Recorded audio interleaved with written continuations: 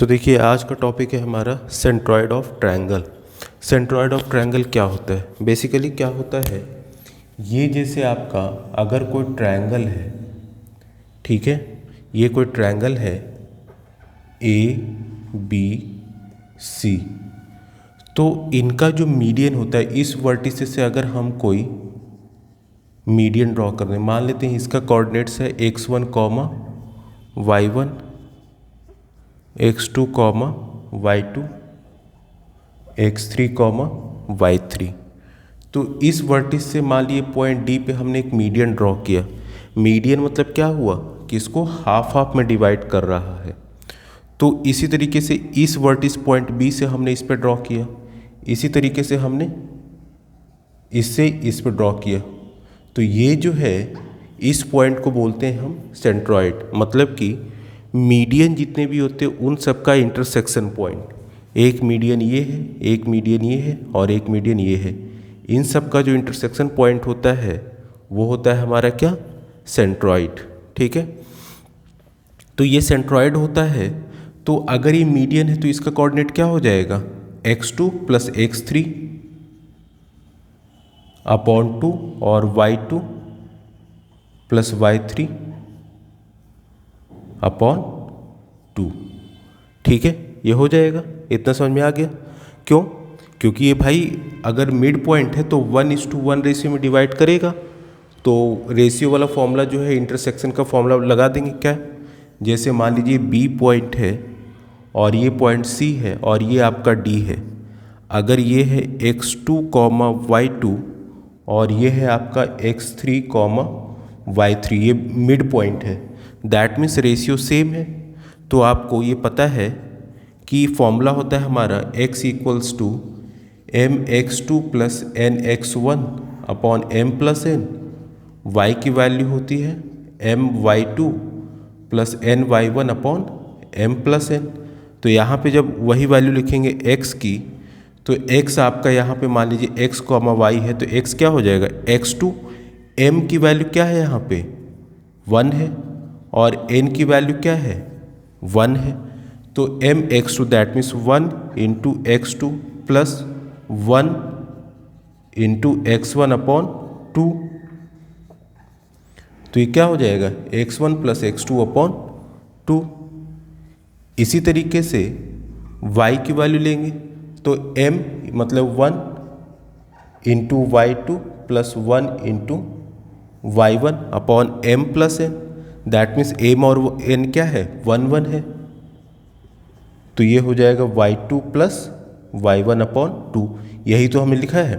अब यहाँ पे y2 ये हमने x1 y1 मान लिया था, इसको x2 मान लिया, इसको हम ये जो है x3 है ना, तो इसको हम x3 लिख लेते हैं। तो ये आपका हो जाएगा x3। इसी तरीके से ये y2 था, ये y3 था, हमने y1 मान लिया था, ये y3। तो ये आपका हो गया। तो यही कोऑर्डिनेट है ना यहाँ पे। तो बेसिकली क्या है, मिड पॉइंट थ्योरम से ये हमारा आ गया। तो सेंट्रॉयड जो होता है, तो इसमें ये चीज़ तो हमने इसका निकाला, ठीक है, इतना देख लीजिए। अब यहाँ पे क्या होता है बेसिकली,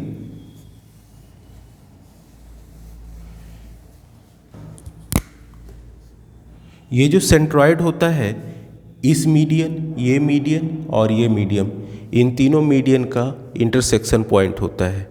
तो इन तीनों का इंटरसेक्शन पॉइंट होता है और इसको वैल्यू हमने जी रखा है। तो इस सेंट्रॉयड जो होता है इसकी वैल्यू होती है x1 plus x2 plus x3 upon 3 comma y1 plus y2 plus y3 upon 3। ये इसका कोऑर्डिनेट होता है।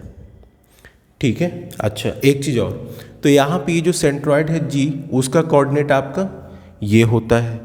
तो ये होता, जस्ट अ मिनट,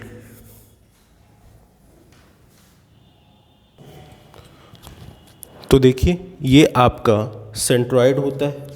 ठीक है, ये सेंट्रॉयड जी है, इसका कोऑर्डिनेट ये होता है।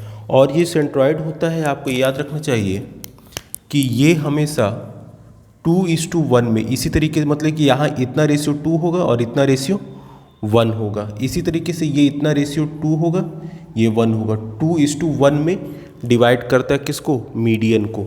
मतलब कि ये अगर मीडियन है तो इस मीडियन को ये कितने में डिवाइड करेगा, 2:1 में। तो इसका कोऑर्डिनेट ये आ गया, ये पता है कैसे, चलिए इसको प्रूफ करके दिखा देते हैं ये कैसे आया। जस्ट मिनट, मार्कर ये रहा, ठीक है। तो देखिए जैसे हमें पॉइंट जी निकालना है, जी का कोऑर्डिनेट निकालना है, ठीक है।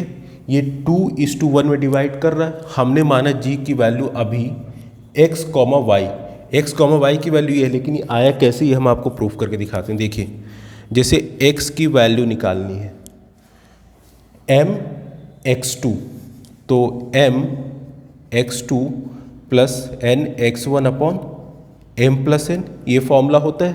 तो जब ये फॉर्मूला होता है तो यहाँ पे m की वैल्यू कितनी है 2, x2 की वैल्यू ये, n की वैल्यू 1 और x1 की वैल्यू ये होता है।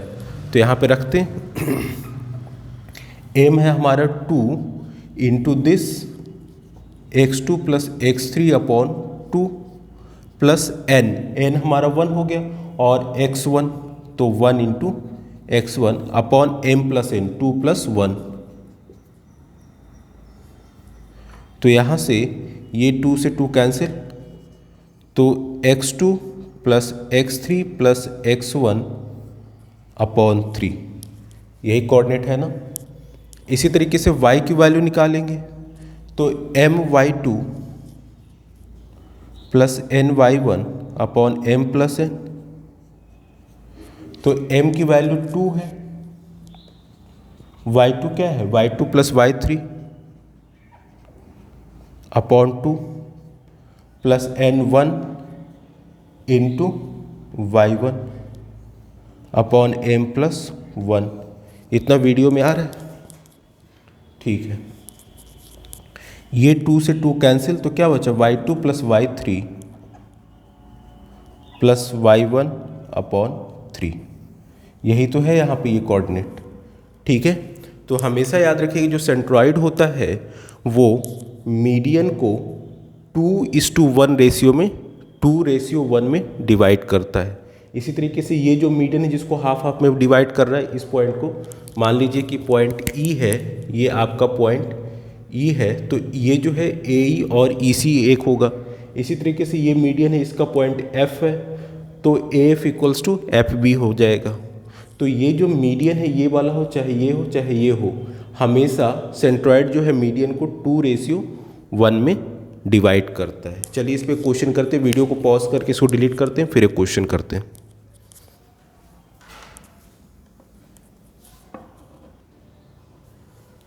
तो देखिए ये आपका क्वेश्चन है, कह रहा है find the centroid of triangle whose vertices are this, ठीक है।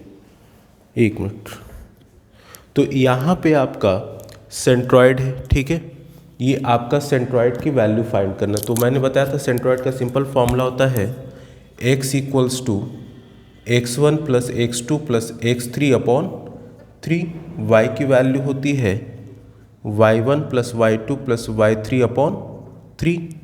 अब यहाँ पे x1 कॉमा y1 इसकी वैल्यू है -3,0, x2 कॉमा y2 की वैल्यू है 5, -2, x3 की वैल्यू वह है आपकी -8,5। तो ये वैल्यू यहाँ पुट कर देंगे, x1 है -3, x2 है 5 और x3 है -8 अपॉन 3। तो 5 -3 2 -8 upon 3 that is -6 upon 3 -2। y की वैल्यू हो जाएगी दिस अपॉन 3, तो y1 है 0 -2 5